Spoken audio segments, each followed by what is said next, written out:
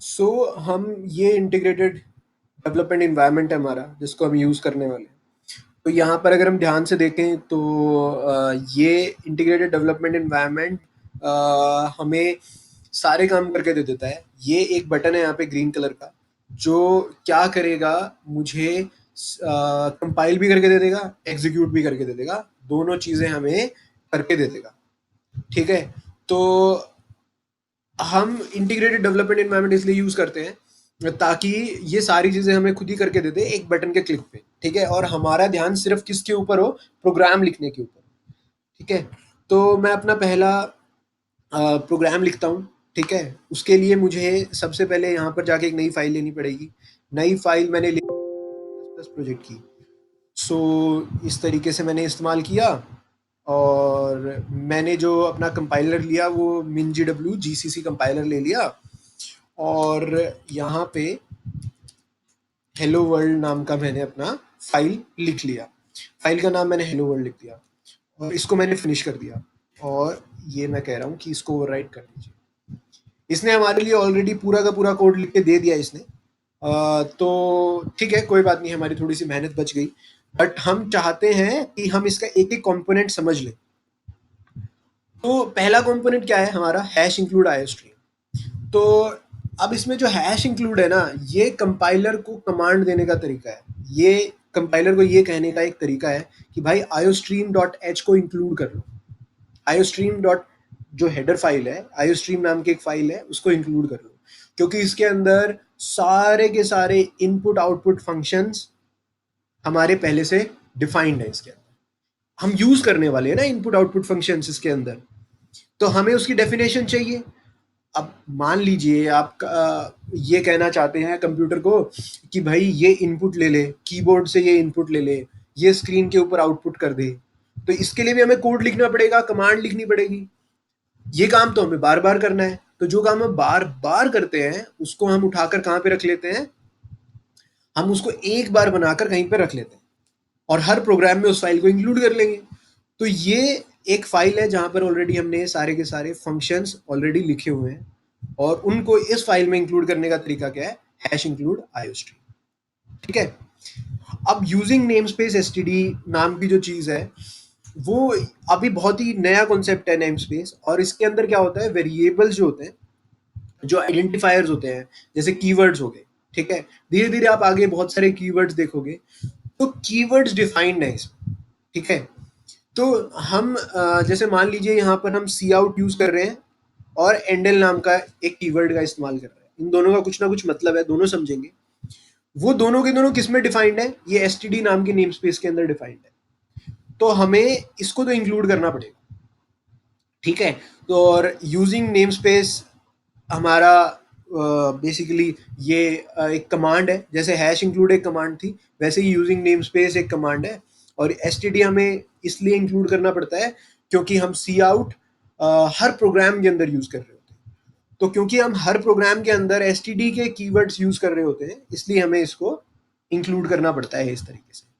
मान लीजिए मैं इसको कमेंट कर देता हूँ। जब मैं कमेंट नाम की चीज यूज करता हूँ तो कंपाइलर इसको एग्जीक्यूट नहीं करता। ठीक है, इसके ऊपर दोबारा आएंगे हम। बट मान लीजिए मैंने इसको कमेंट कर दिया, तो आप देख पा रहे हैं कि एरर आ गया, cout can not be resolve. और एक और एरर है यहाँ पे कि endl can not be resolve.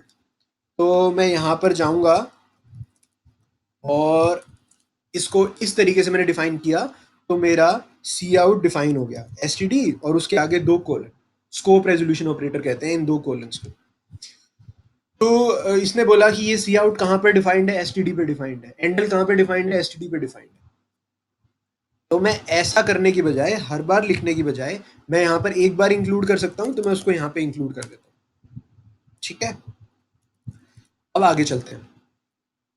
Int main, parenthesis और ये फिर करली ब्रेसेस, ये मेरा मेन लिखने का तरीका है। ये मेरा पहला फंक्शन होता है जहाँ से एग्जीक्यूशन शुरू होती है। कंपाइलर क्या करता है, देखता है मेन कहाँ पर है, मेन कहाँ पर है, मेन कहाँ पर है। जैसे ही मेन आता है वहां से चीजों की एग्जीक्यूशन शुरू होती है। ठीक है, तो इसने यहाँ पर देखा कि सी आउट हेलो वर्ल्ड और रिटर्न 0 लिखा हुआ है। राइट, तो सबसे पहले कौन सी लाइन एग्जीक्यूट होगी, लाइन नंबर 13 एग्जीक्यूट होगी। उसके अंदर हमने क्या लिखा हुआ है, सी आउट, हेलो वर्ल्ड और एंडल। सो अभी के लिए इसको यहाँ पे लिखने की बजाय दो अलग अलग लाइन में लिख देते हैं, हमें समझने में आसानी हो। ठीक है, तो पहली लाइन हमारी क्या है, 13 नंबर लाइन है। ये क्या करेगी, जो इसके राइट हैंड साइड में जो भी लिखा होता है ना, इसको कंसोल पे छाप देती है। अब यहाँ पे डबल इन्वर्टेड कोमास में एक स्ट्रिंग लिखी हुई है, इसको उठाकर कहाँ पे डाल देगी, डेस्कटॉप के अंदर, डिस्प्ले के ऊपर, कंसोल के ऊपर छाप देगी। और फिर ये जो सी आउट एंडल है ना, ये क्या करेगा, एंटर प्रिंट कर देगा, मतलब एंटर लगा देगा वहां पे कंसोल के ऊपर। ठीक है, अभी करके देखते हैं, समझ में आ जाएगा आपको। इसको लिखने का एक और तरीका भी है, ये बैकस्लैश एन नाम की एक चीज होती है, इससे भी वही काम होता है, बट ये थोड़ा सा लिखने में अजीब लगता है, और ये इसमें सारे के सारे अल्फाबेट्स लिखने होते हैं, तो ज्यादातर हम एंडल यूज कर रहे होंगे। काम कुछ नहीं है, कंसोल के ऊपर, स्क्रीन के ऊपर एक एंटर मारने का जो काम है ना, वो एंडल से होता है। और फिर हमने आखिरी में क्या लिखा, रिटर्न 0। ये जो मेरा फंक्शन है मेन, इसका रिटर्न टाइप क्या है, इंट, इसलिए हमें रिटर्न 0 लिखना पड़ेगा, हमें कोई इंटीजर वैल्यू रिटर्न करनी पड़ेगी। एक दूसरा सिग्निफिकेंस इसका ये होता है, मैंने अभी भी बताया कि सबसे पहला फंक्शन जो एग्जीक्यूट होता है किसी भी फाइल के अंदर, वो कौन सा होता है, मेन। और जो सबसे आखिरी फंक्शन जो टर्मिनेट होता है, वो भी मेन होता है। अगर चीजें यहां से शुरू हुई हैं तो यहीं पे खत्म होंगी, तो जब यहां से खत्म होती है तो ये वैल्यू रिटर्न होती है, रिटर्न 0। अब ये जो रिटर्न वाली चीज है ना, ये कहां पर जाएगी, ये ऑपरेटिंग सिस्टम को जाती है। ऑपरेटिंग सिस्टम को अगर 0 वैल्यू मिल जाती है तो ऑपरेटिंग सिस्टम बोलता है सब चीजें ठीक चल रही है, बालक ने कुछ भी गलत नहीं लिखा है, कोड में कोई परेशानी नहीं है। अगर नॉन जीरो वैल्यू जाती है, मतलब जीरो नहीं जाती तो कोई नॉन जीरो वैल्यू जाएगी, अगर वो अब्रप्टली एंड हो जाएगा तो ऑपरेटिंग सिस्टम को समझ में आ जाता है कि यहाँ पे परेशानी हुई है और ये करेक्टली एग्जीक्यूट नहीं हुआ है। ठीक है, तो ये हमारा पहला कोड था। अब इसको रन करते हैं। रन करने से पहले हम इसको बिल्ड करेंगे। ठीक है, बिल्ड करने का तरीका है कंट्रोल बी। ठीक है, ये लीजिए, हमने इसको बिल्ड कर दिया और अब इसको रन करते हैं। वैसे ये वाली जो लाइन, ये वाला जो कमांड है ना, ये पहले बिल्ड भी कर देगा और फिर हमारा एग्जीक्यूट भी कर देगा, मतलब बिल्ड करना, कंपाइल करना, एग्जीक्यूशन, सारा काम ये वाला हरा बटन कर देगा। बट ये इंश्योर करना कि आपने जो फाइल लिखी है वही आपकी एग्जीक्यूट हो रही हो। तो मैं यहाँ पे hello world डॉट txt पे गया, मैंने इस पे डबल क्लिक किया, इस पे सिंगल क्लिक किया और फिर ये मेरा प्रिंट हो गया। ठीक है, और ये देखने के लिए कि मेरा एंटर प्रिंट हुआ है, हम एक और लाइन लिख देते हैं यहाँ पे, सी आउट, दोबारा से एक हेलो वर्ल्ड लिख देते हैं और हम देखेंगे कि ये एक नई लाइन में प्रिंट होगा। राइट, तो हमने क्या देखा, सी आउट हेलो वर्ल्ड, सी आउट एंडल और सी आउट हेलो वर्ल्ड।